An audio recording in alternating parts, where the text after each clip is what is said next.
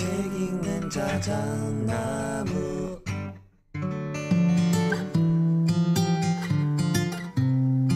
사람에게는 저마다 각자 지키고 싶은 자기만의 방이 있다고 합니다.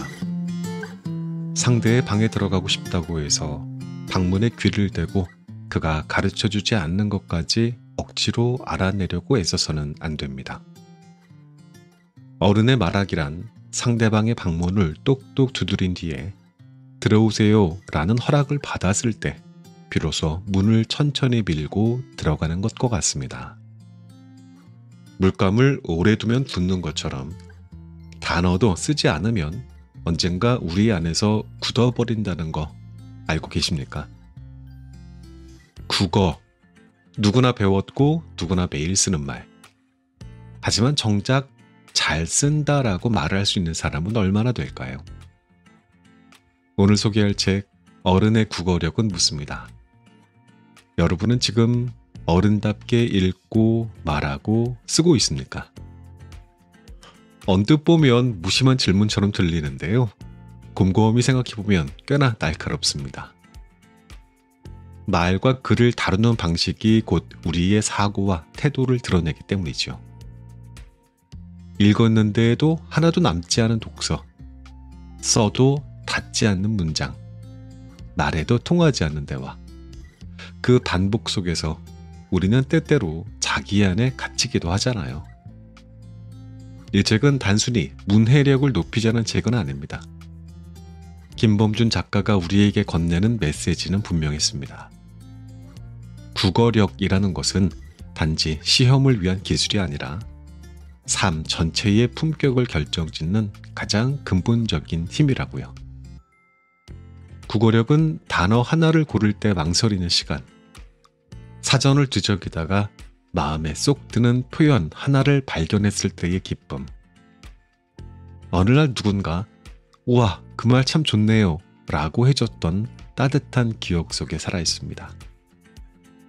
말의 힘을 아는 사람은 쉽게 흥분하지 않고요. 글의 무게를 아는 사람은 함부로 비난하지 않는다고요. 이 책은 읽기, 말하기, 쓰기라고 하는 흐름 안에서 우리의 언어 감각을 차근차근 다시 짚어줍니다. 오늘 낭독은 이 중에서 말하기를 위주로 들려드려볼까 합니다. 어른의 말하기란 어떠해야 하는가에 대해서요. 본문 내용 듣고요. 클로징 때 좀 더 많은 이야기 나누겠습니다.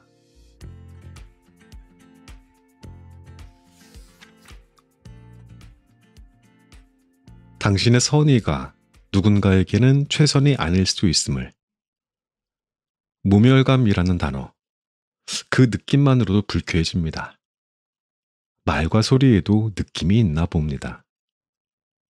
모멸감이라는 말만 보고도 기분이 이리 언짢으니 말입니다. 동명의 책 제목을 서점에서 본 적이 있는데 그 책을 사지도 않았습니다. 제목만으로도 불편한데 굳이 그 책을 사서 읽으면서 내가 겪은 모멸감의 기억을 끄집어내고 싶지는 않았기 때문입니다. 누군가를 비하하고 차별하며 조롱하고 무시하는 인간이 이미 세상에 충분히 많은데 책을 읽으면서까지 더 찾아볼 필요는 없겠다는 게 솔직한 심정이었습니다. 그랬던 어느 날이었습니다. 한 모임에서 우연히 모멸감을 주제로 이야기를 나누게 되었습니다. 다들 자신이 겪었던 모멸적인 상황들을 차분하게 말했습니다. 모멸감을 느낀 누군가의 경험 속에서 함께 슬퍼했고 또 그 모멸감을 복수가 아닌 사랑으로 되받아줬다는 이야기 속에서 감동하기도 했고요. 혹은 모멸적인 상황을 이겨내고 삶을 도전적으로 살아가게 되었다는 분의 말에서는 성공한 사람의 위엄이 느껴질 정도였습니다. 그중 한 분의 이야기가 유독 기억에 남습니다. 어렸을 적 겪었던 모멸감의 기억이 아직도 일상의 곳곳에서 되살아나는 게 여전히 힘들다는 말이었습니다. 참고로 그분은 어릴 적부터 다리가 불편한 편이었습니다.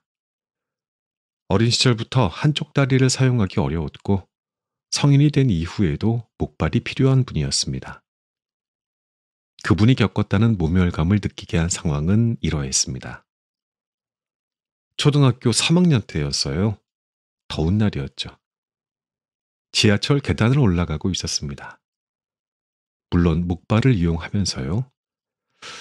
그런데 누군가가 제가 한 손에 들고 있던 신발 가방을 툭 하고 잡아채더라고요. 깜짝 놀랐어요. 신발 가방을 가져간 사람은 한 아주머니셨어요. 지하철 계단을 올라가다 말고 뒤로 돌아 제 얼굴을 보더니 쯧쯧하며 혀를 찼습니다. 그러더니 아휴 불쌍해라. 아줌마가 도와줄게. 라고 하는 게 아니겠어요? 그분은 계단을 오르다 말고 멍하니 서서 그분을 바라봤답니다. 눈물이 흐르고 화가 났다고도 했어요. 그 계단을 어떻게 올랐는지 기억도 나지 않는답니다. 다만 수십 년이 지난 지금도 그때의 모멸감을 생생하게 느낀다고 했습니다. 이어진 그분의 말입니다. 성인이 된 지금도 여전히 그런 시선은 불편해요. 나이도 먹을 만큼 먹었고 그런 일 역시 겪을 만큼 겪었지만 말이에요. 누군가의 갑작스러운 침범이나 원하지 않는 동정의 말과 눈은 견디기가 힘듭니다. 하지만 어릴 때와 달라진 게 있다면 이제는 그런 일방적인 동정은 거부한다는 겁니다. 나이가 50이 넘어도 지하철에 앉아있을 때 맞은편에 있는 누군가가 자신의 목발과 다리를 빤히 쳐다보는 것이 불편하다고 했습니다. 그런 값싼 동정을 받을 이유가 없다고 하면서요. 원치 않는 동정을 받게 되면 대놓고 이렇게 말씀하신다고 하더군요. 뭘 그렇게 빤히 보세요? 뭐가 이상한가요? 이분의 태도가 어떻게 느껴지시나요? 안 돼 보여서 바라봤을 뿐인데 그렇게까지 말해야 하는가라고 생각할 수도 있겠습니다. 하지만 달리 생각해 봅시다. 불편할 게 하나도 없는 우리도 자신을 빤히 쳐다보는 누군가의 시선을 느끼게 되면 기분이 별로이지 않나요? 특히 남자들이 싸울 때 가장 많은 시비거리 중 하나가 왜 꼬나보냐가 아니던가요? 하지만 이분의 말을 들으며 한편으로 가슴이 뜨끔했습니다. 저 역시 만약 같은 상황이라면, 즉 제 앞에 어린아이가 목발에 의지하여 지하철 계단을 힘겹게 올라가는 걸 봤다면 아무 말도 없이 가방을 휙 낚아채고는 의기양양하게 이 아저씨가 도와줄게 라고 말했을 것 같기 때문입니다. 그래놓고는 도움을 줬다고 생각했을 테고요. 상대방은 모멸감에 휩싸인 바로 그 순간의 말입니다. 그래도 아직 의문이 남긴 했습니다. 그렇다면 그냥 지나쳐야 할까? 그분에게 물어봤습니다. 만약 어린아이가 그렇게 힘들게 가고 있다면 도와줘야 되지 않을까요? 모른 채 하고 그냥 지나가라는 말인가요? 어떻게 행동해야 될까요? 그분의 대답은 이러했습니다. 우리와 같이 일상에서 시선을 괴롭힘을 당하고 있는 사람들에겐 조심스럽게 혹시 도와드릴 게 있을까요? 라고 물어보며 다가오는 것이 예의를 지키는 말과 행동인 것 같아요. 도움을 주는 사람이 아니라 도움을 받을 사람의 자기 결정권을 절대적으로 인정해주는 말과 행동을 해주는 것이 옳다고 생각합니다. 어른의 말하기에는 세상의 모든 약자, 그게 몸이 아프든 마음이 아프든 간에 어떠한 조건도 관계없이 그들에게 자기 결정권이 있음을 인식하는 말투도 포함돼야 하겠습니다. 상대방의 생각과 내 생각이 같을 거라고 착각하는 대신 조심스럽게 배려하려는 노력을 우선 해야 한다는 뜻입니다. 대화는 서로에게 힘을 주는 것이어야 합니다. 상대방에게 용기를 불어넣는 말이 그것입니다. 나의 말로 인해 상대방이 할 수 있는 일을 더 잘할 수 있도록 격려하고 도와주어야 합니다.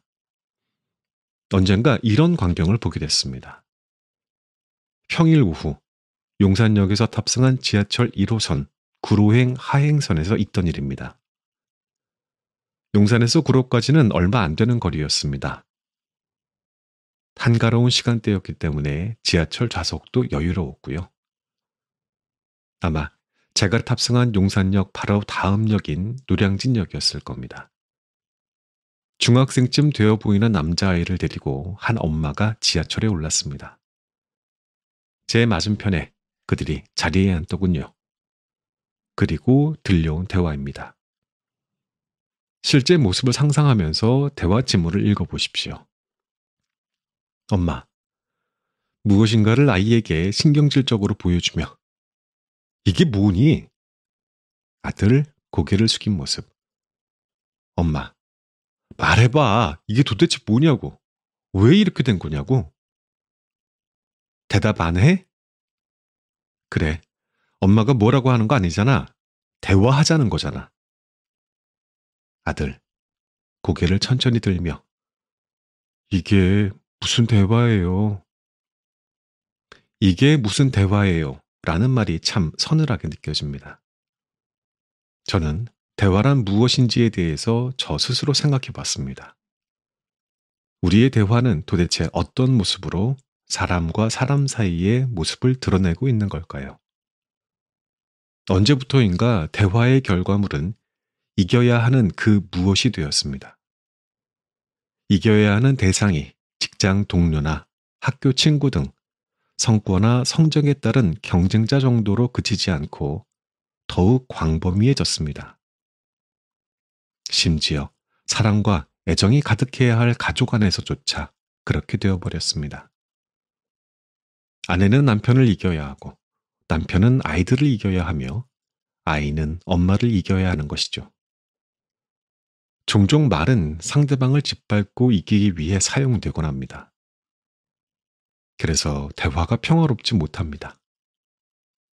아니, 온갖 날이 서 있는 칼날처럼 위태롭습니다. 언제부터인가 우리가 잘하는 일 중 하나는 누군가에게 말로 상처 주는 것이 되어버렸습니다. 특히 상대방이 나보다 약자라면 말로 더욱 사정없이 상처를 주고 맙니다. 이렇게 상처를 입혀놓고서도 자신이 만든 생채기를 치유해 주기는커녕 집요하게 파고들어 괴롭히며 곪게 하고 종국에는 그 아픔을 부여잡고 항복하게 만들죠.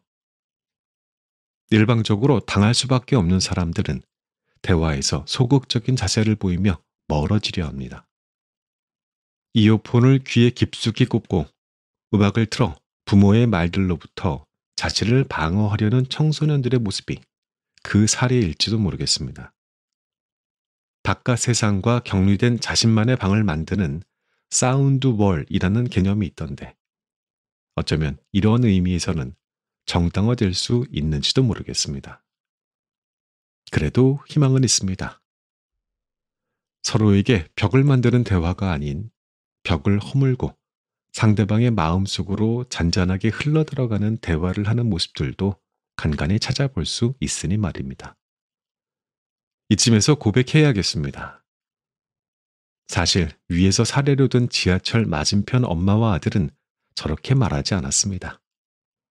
이것은 제가 상상한 최악의 모습일 뿐이었습니다. 엄마는 고개를 푹 숙인 아들을 그저 지켜보기만 했습니다. 그 모습이 너무 선해서 저 역시 멍하니 바라보고만 있을 정도였죠. 그렇게 지켜보던 엄마는 아들에게 이렇게 말했습니다. 힘들었지? 엄마가 열심히 도와줄 테니까 너도 엄마 위해서 힘내줄 수 있지? 텅 빈 지하철 객차 맞은편에서 조용히 하지만 따뜻하던 그 어머니의 목소리가 아직도 들리는 듯합니다. 무슨 일인지는 잘 모르겠습니다만 곤란한 상황에 빠진 아들이 의지할 만한 가장 믿음직한 공간 하나를 엄마가 선물한 듯한 느낌이 들었습니다. 아들이 접으려 했던 그 무엇을 다시 일으켜 세워 새로운 꿈을 꾸게 만드는 그런 말이었습니다. 그야말로 어른의 말입니다. 그 자체로 국어력에 있어 표본과도 같은 언어였습니다.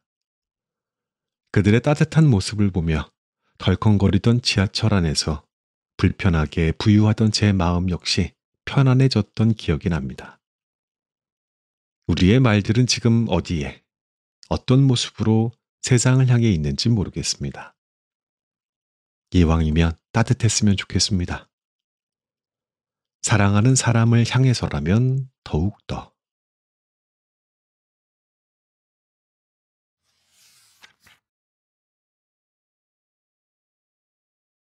실패담을 고백할 줄 아는 예쁜 사람. 하루는 퇴근한 뒤 에스프레소가 마시고 싶었습니다. 회사 앞에 위치한 작은 카페에 가서 에스프레소 마키아토를 주문했습니다. 자리로 가져다 준다고 합니다.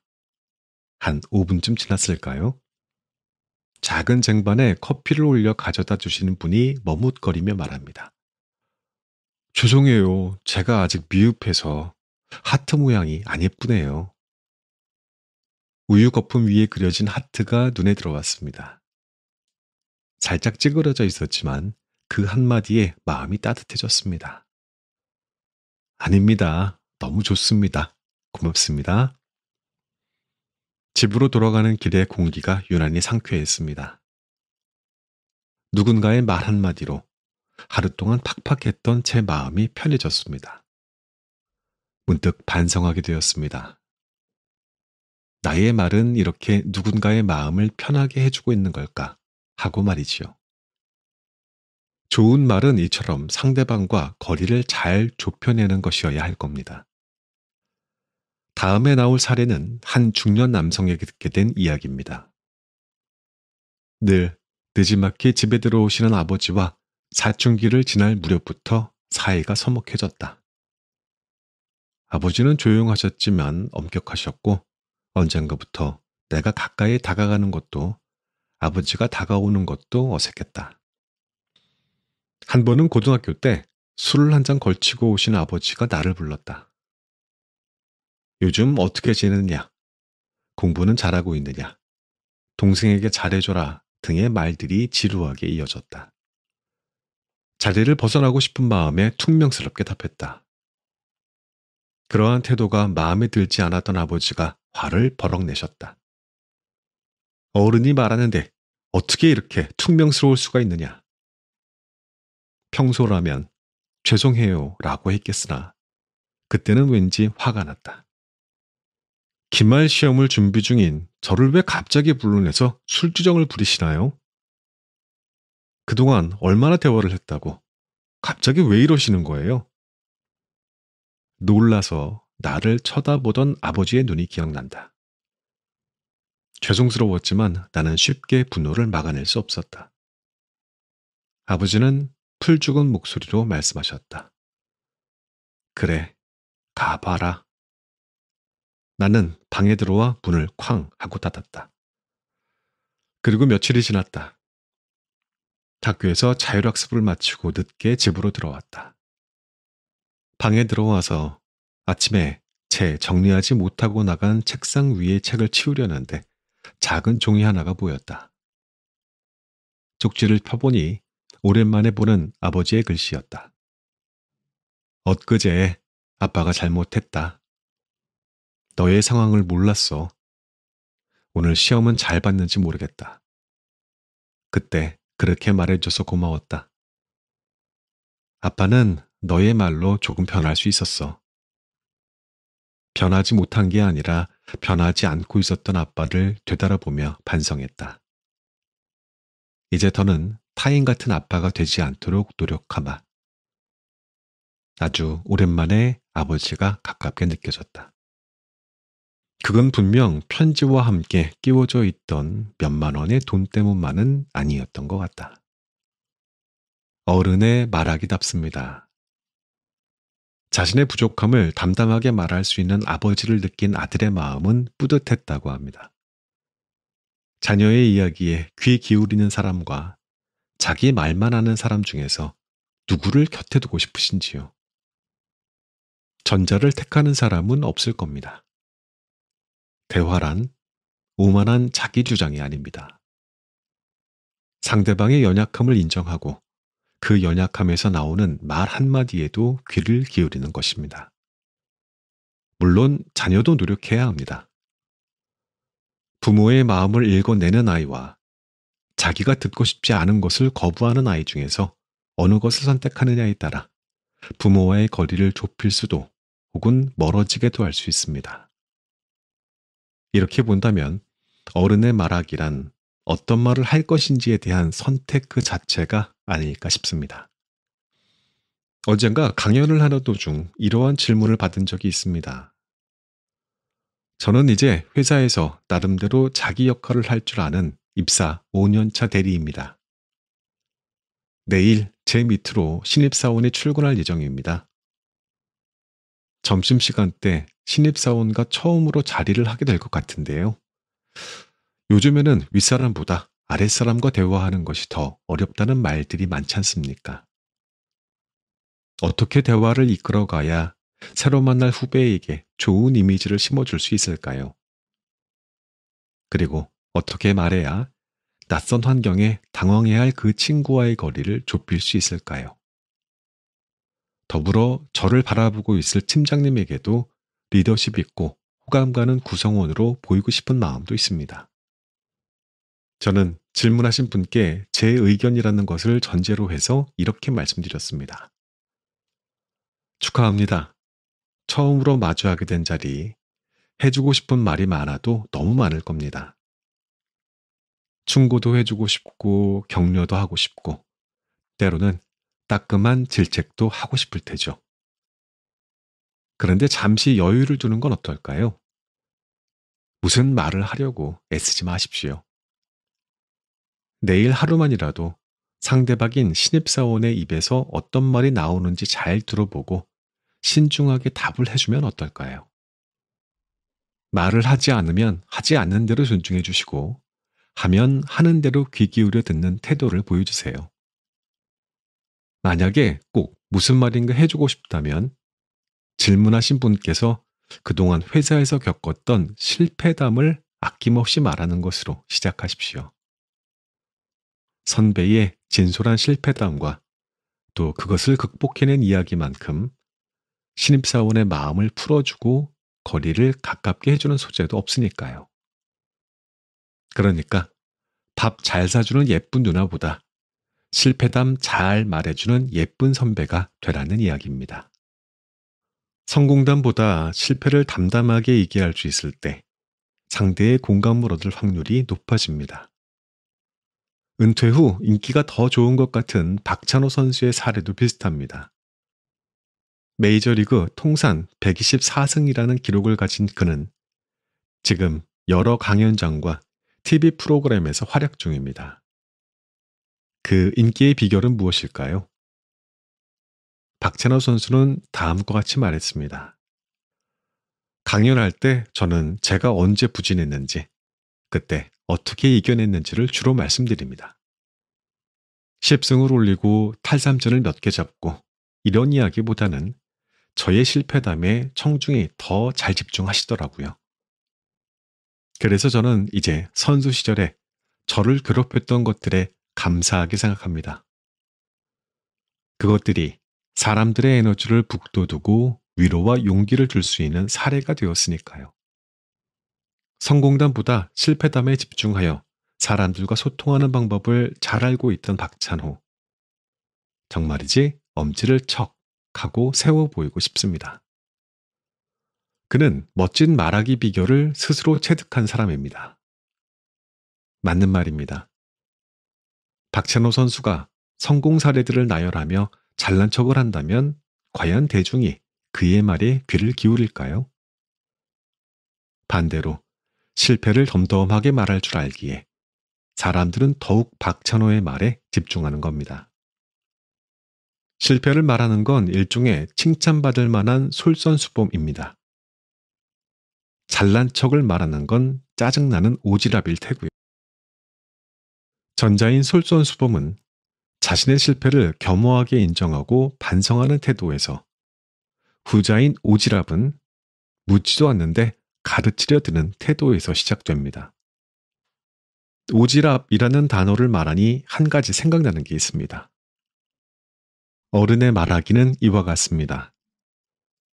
누군가가 실수를 하고 있다면 네 잘못은 바로 이거야 라고 윽박지르는 대신에 나도 힘들었고 어려웠던 때가 있었어.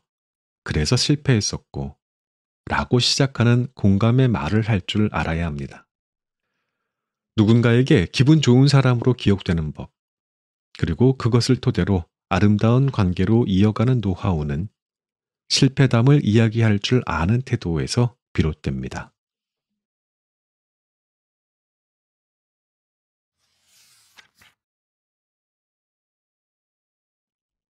당신과 약간의 거리를 두겠습니다. 영화 배우들의 수상 소감은 늘 흥미롭습니다. 2018년 영화 배우 남은희 씨가 한 건 하셨죠. 그는 제38회 청룡 영화상에서 영화 I Can Speak로 여우주연상을 받았습니다. 소감은 이러했습니다. 지금 96인 우리 친정어머니의 하나님께 감사드리고 남은이의 부처님께도 감사드립니다. 재치 있는 말 정도로만 생각하는 사람들도 있겠지만 저는 그의 아름다운 말에 감탄이 나왔습니다. 수상소감의 단골 멘트 중 하나가 종교입니다. 남은희 씨는 자신의 부처님을 말하면서도 어머님의 하나님까지 언급하는 여유로움을 보여주었습니다. 기독교인과 불교 신자 모두를 아우르는 센스. 누구에게 배운 걸까요? 이러한 말을 가르쳐주는 곳이 있다면 거액을 주고서라도 배우고 싶습니다. 종교에 관한 것이기 때문에 민감한 문제일 수도 있지만 제가 겪었던 일을 말해볼까 합니다. 몇 년 전 한 강연에서 생긴 일입니다. 끝날 무렵에 질의응답을 하게 됐습니다. 한 분이 마이크를 잡았습니다. 요즘 명상을 배우고 있다고 하셨는데 저도 관심이 있습니다. 마음이 불안하고 그래서요. 배워보니 어떠신가요? 저는 다음과 같이 답했습니다. 최근에 작은 일에도 화를 내는 저 자신을 알아차리게 되었습니다. 그걸 고치고 싶었거든요. 마침 회사에서 진행된 명상 클래스를 수강하게 되었고 마음이 편안해지는 느낌을 받았습니다. 그게 본격적으로 공부하게 된 계기였습니다. 이때였습니다. 제가 말하는 도중 갑자기 누군가가 큰 소리로 말하며 끼어들더군요. 마음이 불안하면 종교를 가져야지. 무슨 명상으로 마음이 편안해진다고. 정말 당황했습니다. 여러분이라면 이럴 때 어떻게 대응했을 것 같으신지요? 그냥 재미로 한번 골라보세요. 1번. 말하는 대신 매섭게 노려본다. 2번. 왜 갑자기 끼어들어요? 함부로 말하실 거면 나가주실래요? 3번. 잘 모르시는 것 같은데 명상은 서양 심리학에서도 인정하는. 4번. 주신 말씀 고맙게 들었습니다. 참고로 저는 제 경험을 말씀드렸을 뿐입니다. 저는 4번을 택했습니다. 그냥 저는 제 경험만 말씀드렸을 뿐입니다. 라고 답했습니다. 친밀하지 않은 관계에서 청중과 강사라는 거리를 고려해 봤을 때 적당한 대응이었던 것 같습니다. 더 이상의 소란은 일어나지 않았으니까요. 그런데 만약 남은희 씨가 저 대신 그 자리에 계셨다면 어떻게 답했을까요? 궁금해집니다. 당연히 아름다운 언어로 답했을 것 같습니다. 일상에서 우리는 타인과 그의 고유한 취향을 일방적으로 무시하는 사람을 만나게 되곤 합니다. 그들은 상대방이 속한 집단도 무시합니다. 사회는 나와 타인이 함께 사는 공간이고 그 공간은 나름의 집단으로 구획되어 있으며 집단이란 각 구성원들이 영위하는 삶의 축소판이라는 점을 너무 쉽게 간과합니다. 내가 속하지 않은 다른 집단이란 무엇인가요? 내가 속하지 못한 삶을 누군가가 대신 살아낸 곳이 아닐까요? 내가 살지 못한 삶을 통째로 경험한 사람이 자신의 곁에 있다면 그의 경험담을 들을 때 감사의 마음으로 받아들이는 게 옳습니다. 하지만 많은 이가 감사는커녕 거부와 반발의 마음만으로 접근하면서 관계를 깨트리곤 합니다. 만약 받아들이지 못하겠다면 그냥 조용히 있으면 됩니다. 이렇게 최소한의 노력은 해야 하는데 무작정 자기의 입장만 주장하거나 강요하는 태도는 조금 아쉽습니다. 가수 소유와 정기고가 함께 부른 노래 썸의 가사를 잠시 떠올려 보세요. 네 거인 듯 네 거 아닌 네 거 같은 나. 순진한 척 웃지만 말고 그만 좀 해. 너 솔직하게 좀 굴어봐. 네 마음속에 날 놔두고 한눈 팔지 마. 노래 속의 화자가 상대방과의 썸 때문에 조금은 괴로워 보입니다. 하지만 실생활 속에서 성인이 말을 할 때에는 사람과 사람 간의 썸이라는 약간의 거리감을 인정한 후에 말을 하는 것이 옳습니다. 썸이 실종된 사이를 쿨한 관계로 치부하고 함부로 상대방을 향해 자기의 생각만을 강요한다면 오히려 그것이야말로 인간관계에 대한 무지함을 드러내는 증거라고 할 수 있습니다. 내 것이라고 해도 늘 언제나 항상 내 곁에 있어야 하는 누군가가 아닙니다. 그렇게 되면 세상의 모든 관계가 건강하게 버텨내지 못합니다. 상대방의 영역, 공간에 대한 배려가 없는 이와 소통하고 싶어 하는 사람은 별로 없습니다. 소유의 말하기가 아닌 인정하고 수용하는 말하기를 해야 하는 이유입니다. 무작정 매일 아침 정해진 시간에 너의 문자가 없다라고 보채거나 주말에는 무조건 만나야 해 식으로 나의 의견만을 강요하고 그에 따르기를 재촉한다면 상대방은 부담스러울 수밖에 없습니다. 받아들일 준비가 되어 있지 않은 상대에게 노래 썸처럼 자꾸 뒤로 빼지만 말고 나를 사랑한다고 고백해줘 라고 눈치를 준다면 멀쩡한 관계라도 엉망이 되는 건 시간 문제입니다. 썸은 사라져야 할 긴장감이 아닙니다. 인간관계 속에서 늘 가다듬어야 할 소중한 전략이자 화술에서는 특히 핵심적인 키워드입니다. 이제 썸 탄다 라는 말을 냉정하다, 머리를 쓴다 라는 뜻으로 읽는 대신 어른답게 행동하는 데 익숙하다 라고 긍정적으로 해석해 보는 것은 어떨까요?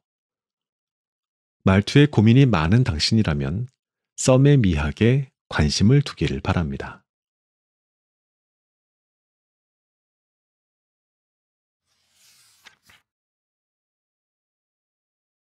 한국인 99%가 무심코 쓰는 최악의 말 1순위. 다음의 질문에 한번 답을 해봅시다. 질문. 중견기업에서 판매 대금과 관련된 사고가 있었다. 임원이 해당 팀의 리더인 팀장에게 전화했다. 어이 팀장, 어떻게 된 거야? 만약 당신이 임원으로부터 전화를 받은 팀장이라면 어떻게 대답할 것인가? 1번. 죄송합니다. 제가 재수가 없는 놈인가 봅니다. 중요한 때 이런 일이 생기다니 왜 이렇게 안 풀리는 건지 모르겠습니다. 2번. 염려하지 마세요. 제가 멋진 관리자가 되려나 봅니다. 리더의 자리에 가게 되면 앞으로 더 어려운 일도 겪을 텐데 이러한 일을 미리 맛보았으니 관리자로서 훈련받았다고 생각하겠습니다. 잘 처리하겠습니다. 아마 대부분이 2번을 고르셨을 겁니다. 이 문제에서 1번을 고를 사람은 거의 없다고 생각하지만 저 정도까지는 아니어도 회사에서 부정적인 말투를 쓰는 사람이 적지만은 않습니다. 앞의 사례는 실제 중견기업 대표이사를 지낸 분의 책에서 읽은 내용인데 그분은 위의 예를 들면서 이렇게 말했습니다. 당신이 두 팀장을 총괄하는 임원이라고 가정해보자.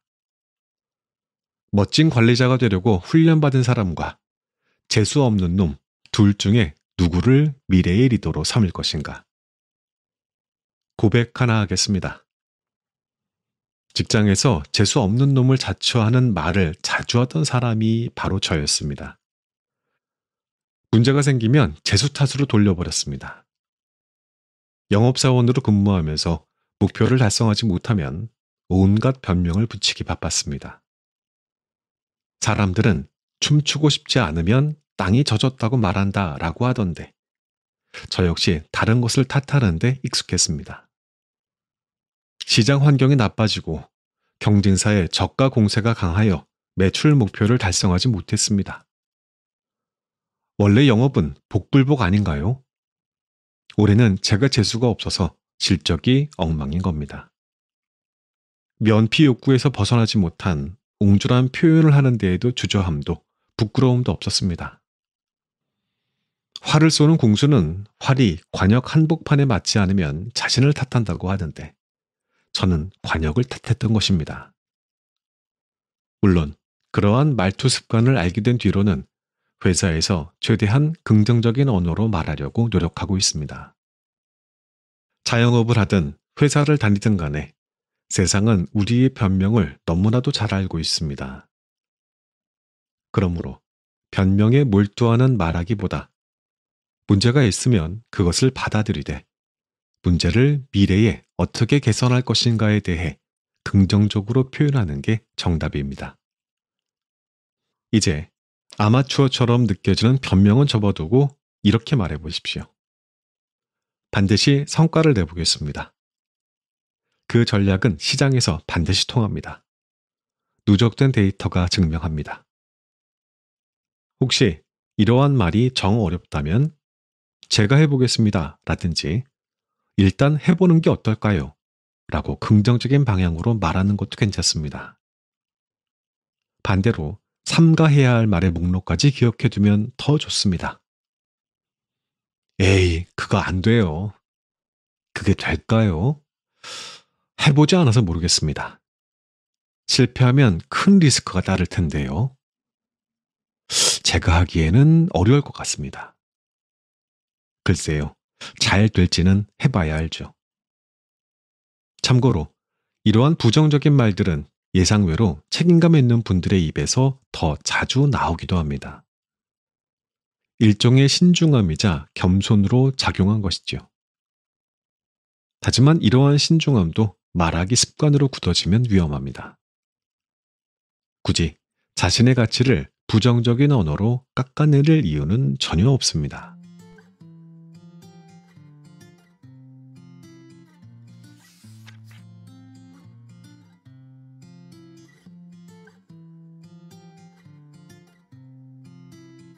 이 책의 낭독은 여기까지 하겠습니다. 물 한 잔을 건넬 때도 문 하나를 열어줄 때에도 어떤 말을 먼저 꺼내느냐에 따라서 마음의 결은 완전히 달라집니다. 제가 질문 하나 드려볼게요. 이 두 문장이 차이가 있나요? 없나요? 이 질문은 이 책에서 나온 내용은 아니고요. 어떤 다른 책에선가 읽었던 기억이 있는데 이 책의 내용과 결이 비슷했던 것 같은 생각이 났어요. 자, 1번. 제가 도와드릴까요? 2번. 제가 도와드릴 게 있을까요? 1번. 제가 도와드릴까요? 2번. 제가 도와드릴 게 있을까요? 언뜻 보면 그게 그거잖아요. 같은 말이잖아요. 그죠? 근데 이 두 문장이 조금 더 자세히 들여다보면 다른 온도를 갖고 있다라고 하는 겁니다. 1번이었던 제가 도와드릴까요는 가장 많이 쓰이는 말이죠. 정중하고 따뜻한 말이에요. 한데 한편으로는 상대방이 도움을 필요로 하지 않더라도 내가 먼저 돕고 싶다는 의사를 전제로 두는 말이기 때문에 경우에 따라서는 상대방에게 내가 뭐가 부족해 보이나? 그렇게 보여졌나? 라는 불편한 인식을 심어줄 수도 있어요. 다시 말하자면 좀 도움을 강하게 제안하는 인상이라서 상대가 스스로 하려고 하는 의지가 있는 경우에는 조금 부담이 될 수 있겠죠. 자, 반면에 2번 제가 도와드릴 게 있을까요는 이 표현은 미묘하게 다른데 훨씬 더 섬세하고 조심스러운 어투라는 게 느껴지지 않나요? 제가 도와드릴 게 있을까요? 도움이 필요한지 여부 자체를 묻는 방식이기 때문에 상대의 주체성과 상황 판단을 우선적으로 존중한다라는 뉘앙스를 주고 있습니다. 요즘 말하기 좀 힘들죠? 너무들 예민한 것 같고 뭐 좀 잘못 말하면 실수했다고들 막 호들갑 떠는 그런 상황인 것 같고 이 말이 틀리지는 않는데 그런 이야기들 앞에서 이 책은 조용하게 그러나 단호하게 말합니다. 자, 우리는 사람으로 태어났어요. 그냥 생존만 하기 위해서면 단어 10개면 충분할지도 몰라요. 그런데 우리는 그런 종족이 아니죠. 단어 하나에도 온도를 담을 책임이 있는 사람으로 태어났다는 겁니다. 말을 쉽게 흘리지 않고 글을 조심스럽게 다듬으며 상대를 향한 표현의 방식까지 고민하는 것이 진짜 어른의 국어력이라고요. 어휘력은 단지 표현의 도구가 아니라 관계의 온도, 감정의 그릇, 나라는 사람의 깊이를 보여주는 창인 것처럼 느껴집니다. 이제 저는 어떤 글을 쓸 때 또 어떠한 말을 건넬 때 한 번쯤 더 망설이게 되겠지만 그런 종류의 망설임을 우리 불편함이라고만 생각하지 말자고요. 나를 더 나은 사람으로 성장하게 만드는 공부라고 생각해요. 잘 모르는 거 지금처럼 또 읽고 공부하고 가슴에 새기고 잊어먹으면 또 공부하고 책 읽고 가슴에 새기면 됩니다. 자꾸 반복하면 되는 거죠. 너무 머리 복잡하게 생각할 필요는 없지만 꼭 해야 하는 공부라는 것입니다.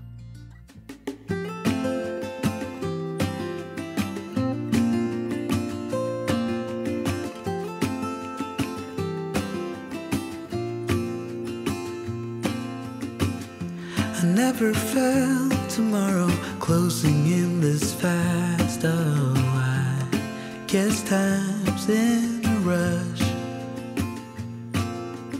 Leaves are falling down, but at least they grow back. While I'm on a one-way track. Now I know what it means to grow.